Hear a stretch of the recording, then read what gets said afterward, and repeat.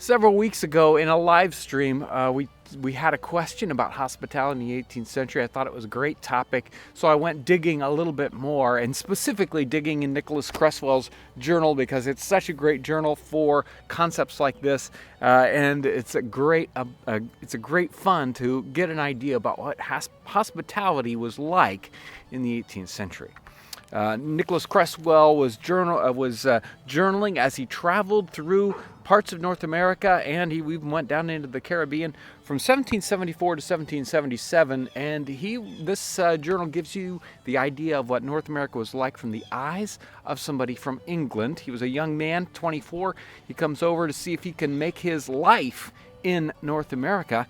And so he's doing a lot of different things and kind of getting an idea about farming and about business and all that good stuff. He travels, he talks to a lot of different people, different levels of society. He not only travels in the civilized parts of North America, but he goes into the uncivilized parts of what is now Kentucky. So he travels in the backcountry, gives us a lot of descriptions about a lot of different kinds of people. He talks about hospitality many different times, and he gets a lot of different kinds of hospitality. Let's go to February 12th, 1775. Here he's staying at someone's house. He says it's abominably cold with bad fires. But the next day, got to Namjamoy, I'm not sure exactly where that is, in the evening. This jaunt has only cost me 5 shillings Virginia currency. The people are remarkably hospitable and are affronted if you don't call it their house, even if you're a perfect stranger. So you got a lot of different kinds of hospitality in different parts of North America. At times, he didn't get a wonderful reception. But here's another section. This is all basically on the same page. He says, left Captain Knox's house, who has treated me with great kindness and civility. I went to Captain Fox's house, I'm not sure which that is. Spent an agreeable evening with the Mrs. Foxes, who sang and played very well on the spinet. So he's going around in different parts of society, and he's being received quite well. Now, he doesn't necessarily always get received well. There are times after he comes out of the back country and he goes back into civilization, and his clothes are gone. He's worn out all his clothing, and the clothing he left behind, people wore out. So he didn't have any good to wear.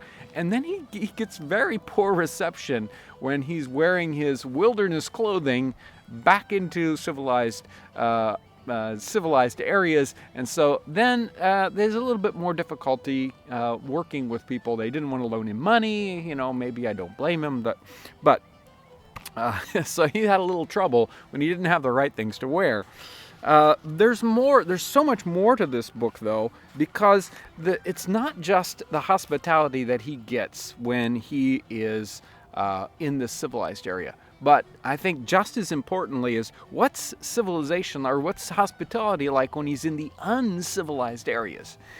And let's see, many times in this journal, and he's in the backcountry, he gets lost, or he gets separated, or he's without food. That seems to happen pretty much the whole time. He's always getting lost. He goes into this area where the regular people are very afraid to be because of Native Americans, and because that this is a time of turmoil, and there's great possibility that there's going to be war, and there are problems with people getting attacked at that time period. But he's sort of like, and he says it many times, he's sort of a babe in the woods, or Mr. Magoo, as he's bumbling through the wilderness, arrows shooting over his head, and he says, I don't have any problem, and that's exactly what happens to him. All these bad things happen to him, but remarkably, always someone comes to his rescue, and many times in the back country, it's Native Americans coming to his rescue.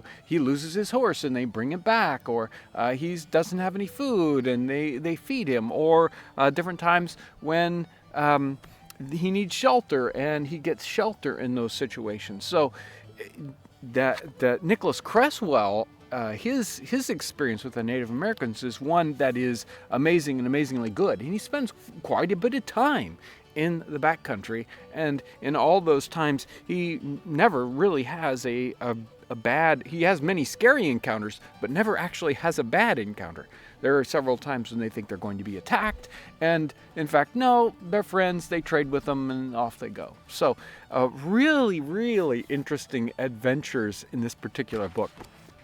When it comes to hospitality, the Charles Woodmason journal that I've mentioned in the past, that is another one where he talks about many times he's traveling in the backcountry of South Carolina, and he'll be traveling at night. The weather is bad. He has just him and his pack horse, and he'll see a light off in the distance, and he'll travel to it, and there's a home, and they offer him hospitality, and he gets to stay in these places. It's sort of expected.